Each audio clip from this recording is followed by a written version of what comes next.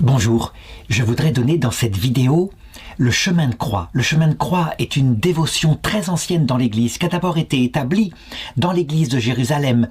Et puis les franciscains, lorsqu'ils ont été chargés de la custodie de Jérusalem, ils l'ont ramené en Occident. On peut dire qu'il a été varié au cours de l'histoire, mais globalement, il y a 14 stations et je voudrais donner une toute petite méditation à chaque fois afin que chacun voit ce qui est en jeu. Mais d'abord, la première chose dont il faut se souvenir, c'est ceci.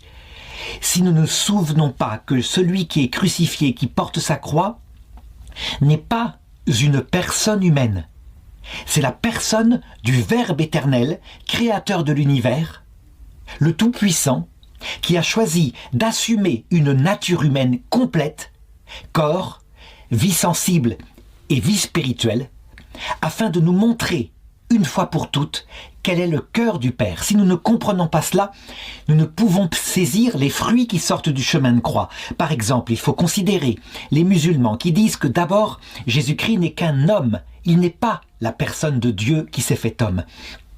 Et que d'autre part, il n'est pas mort sur la croix, c'est quelqu'un d'autre qui est mort pour lui. La conséquence immédiate, c'est que Dieu reste grand et assez inquiétant, parce qu'il peut se venger, on le voit dans l'Ancien Testament.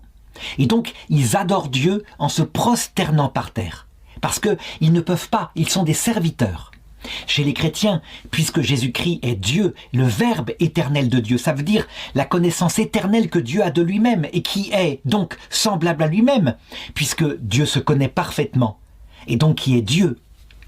Si c'est lui qui s'est fait homme, si c'est vraiment lui qui est venu sur terre et qui est mort sur la croix, alors il est plus possible d'avoir peur de Dieu. Il aurait pu anéantir qui il voulait sur la croix, il ne l'a pas fait, et donc il est possible vraiment, parce qu'il s'est abaissé vers nous, qu'il nous a élevés vers lui, d'avoir avec lui une relation d'amour total, confiant. L'amour intime qu'on appelle la charité, vertu théologale, ne peut pas exister s'il n'y a pas cette confiance totale et cette égalité qui vient de l'abaissement de Dieu et de l'élévation qu'il provoque vers nous. Donc il faut avoir ça en tête, et à partir de là, on peut contempler ce qui est le cœur, véritablement le cœur de la révélation, beaucoup plus que ce qu'il a enseigné, parce que il l'a montré en acte. Il n'y a pas de plus grand amour que de donner sa vie pour ceux qu'on aime. Voilà, après cette petite introduction, eh bien, entrons dans le chemin de croix.